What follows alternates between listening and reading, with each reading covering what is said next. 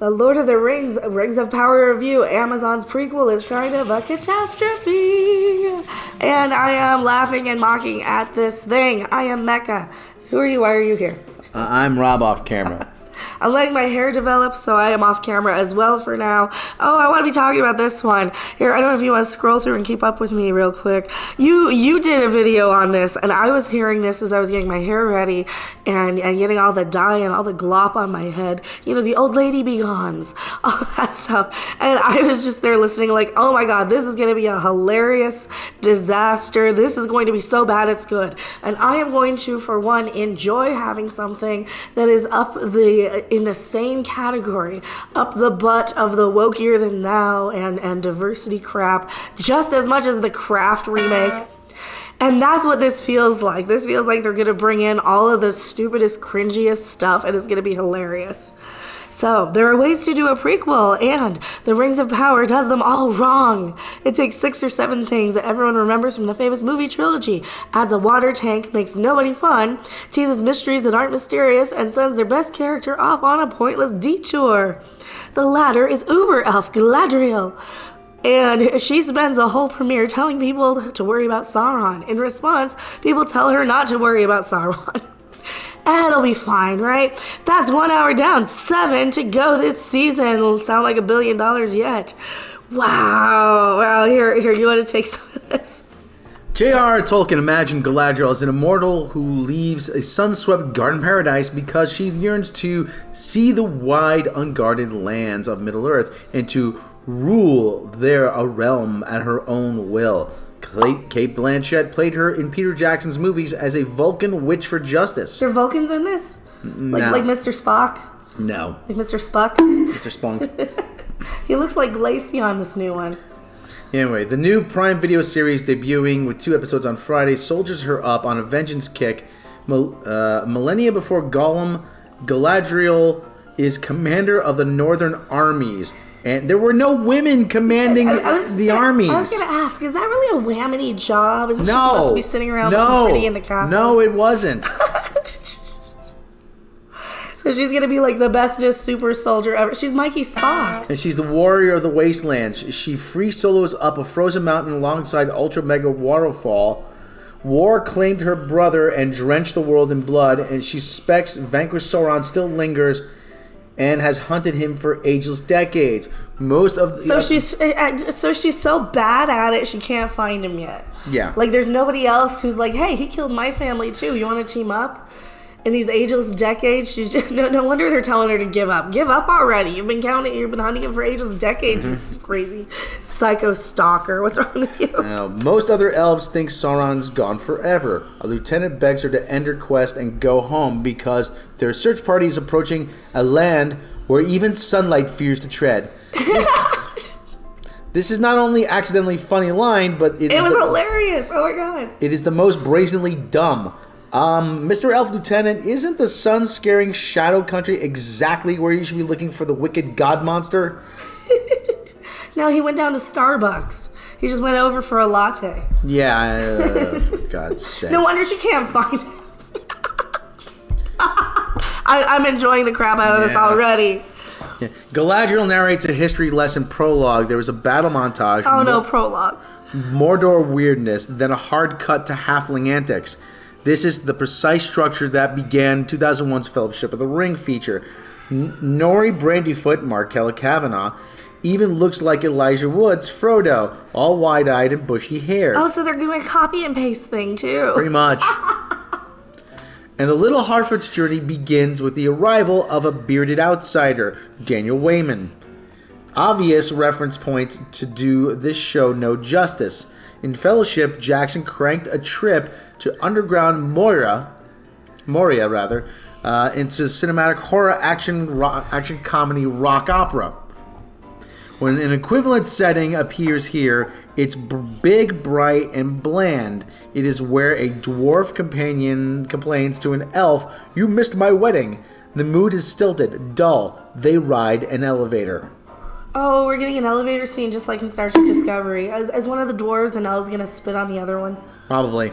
Do they have elevators? They have elevators. They have elevators and they don't have starships in this universe. Yeah. Oh, for crying out loud. Despite all streaming war headlines, this series is nothing like HBO's concurrent Game of Thrones spin-off House of the Dragon. House of the Dragon is a family drama plus dragons. That's why it's good. Oh, I'm enjoying the crap out of that one. The 2 Rings of Power episodes I've seen feel more like an 8-hour Infinity War with disparate goods coalescing towards a big bad. The one thread that feels new concerns Arondir, Ismael Cruz Cordova. That's our Puerto Rican elf. That's Puerto Rican elf. And Bronwyn, Nazanin Bonadier, star-crossed in Disputed Land. He's an elf patrolling unruly humans who call him nasty names like Knife Ears. Well, yeah, elves suck. They're as bad as Vulcans. They got those pointy ears, and they're all thinking they're better than everybody by living forever. Do they live forever? Elves? Yeah. So they think they're better than everybody by living forever, and they have their stupid bows and arrows. Yeah, elves suck. Anyway, it's okay to be racist against elves. She's a single mom whose sweet chats with Arondir cause a social ruckus. Tensions are generational. Arondir remembers when the locals fought for evil. So they were bad guys, but now they're good guys. See, all the more reason to hate elves. Bronwyn's fellow villagers despise the occupying force left over from a conflict no human remembers.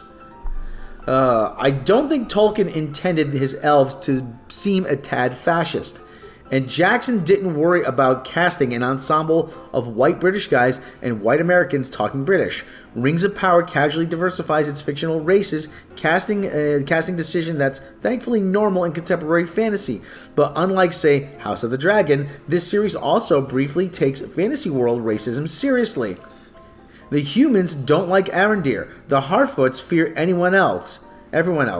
What have elves done to you? What have the Romans done for us? Aqueducts? The aqueduct. Did the elves give aqueducts? All right, the aqueduct. If Rose. the elves give aqueducts, then you can't be racist against them. If they're just taking up the forest, shooting things with bows and arrows, then it's totally okay. Yeah. Screw those elves. I worry it won't last. Violent forces converge quickly around Arondir and Bronwyn, which means those actors get one flirty scene before the action ramps up. A dwarf-elf alliance looms. There may be bigger things to worry about than like interpersonal relations. People keep. They're worried about who's banging who when they got basically World War II bad guy Sauron out on the loose. People keep finding a strange, scary sigil. So congratulations, Rings of Power writers! You brought Sauron to television and you made him a TV serial killer. Oh, this is gonna be hilariously bad. This sounds awful. What do we want from Lord of the Rings Tolkien now? Nothing. Nobody asked for this. Nobody wants it. Nobody wants this. They can't. This is the thing. You can't have more. He's gone. The guy who made it. I mean, you can have fan fiction. You can have Tolkien-inspired experts who they all fired. Did or didn't like in the first place. The other characters are so lame, I was rooting for the orcs. You'd think a new tale would want to explore less traveled corners of Tolkien's wide unguarded lands, and Rings of Power does conjure the elves' previously unseen homeland, Valinor, I don't want to see it, though. in two embarrassing ways. First, it's a babbling brook where cute kids frolic. Then it's a heavenly light ray pouring out of the parting clouds. The latter is almost a Monty Python special effect. And that's before one person decides, against the furthest stretch of fantasy logic, to swim across an ocean. Oh my god! Oh my god! I shall swimmeth across the ocean to the unknown land. This is gonna be great. So you're telling me that the elves, the wisest and fairest of, and the most learned of all species of Middle Earth, didn't have the capacity to use a boat?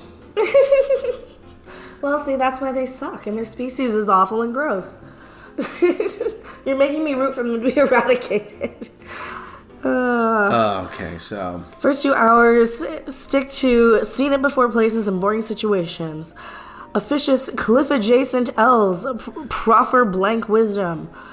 The same wind that seeks to blow out a fire may also cause it to spread. Oh, this sounds like Star Trek Discovery writing. Yeah. Lori said, chosen one things, like, there's a reason this happened. Like, I was supposed to find him Rising politician Elrond starts prepping a long-winded industrial project which requires a workforce greater than any ever assembled. You have to read it like that. It's like there's a reason this happened. Like I was supposed to find him. I do the mocking, dreamy voice. Oh, there was a reason I was supposed to find him. Anyway, yeah. this sounds terrible. J.D. Payne and Patrick McKay have no instinct for pacing. Some characters seem to teleport far distances, while others walk slowly between villages, despite horses like existing. A big sea attack looks unfinished, introducing a massive threat that's quickly forgotten. What do you expect from two guys that have literally no writing credits to their name? Why do they give these people these properties? I mean, I get it that they work cheap, but... Because Jughead Abrams lobbied hard to give it to them. Well, he sucks, and he's been fired from everything. Look at Warner. They're cutting him out completely. Yeah. Frequent cuts to an explanatory map are more funny than informative. Oh, this is going to be great. So take a shot every time... You see a map. You just see a map. You're gonna have the map drinking game. Maybe things pick up. New locations. Oh yeah, they only have for the first 2 episodes available to critics. Maybe things pick up. New locations could feel less like. Now that's what I call Middle Earth karaoke. Oh, this just sounds like it's gonna be another Halo level bad adaptation that's on a streaming thing. Except they won't let this fail. Now, what have I been saying? When we have this much expansion of viewing options, the talent pool is getting considerably watered down. Everything is getting worse. But if this series is a special catastrophe of ruined potential, sacrificing a glorious universe, the universe's limitless possibilities at the altar of tried and true blockbuster desperation. C-. Now we're seeing, and you scroll down in the comments here, they're getting mad that the reviewer hasn't read the books in order to review this. This looks hilariously bad, just for reasons in bad television, like teleporting characters and Monty Python-esque cutscenes and map sequences. All right, everyone. I'm Mecca. I'm Rob off camera. Bye. Bye. Thanks for watching. If you liked it, make sure to hit that like button. And if you want to see more, don't forget to subscribe. See you in the next video. Bye.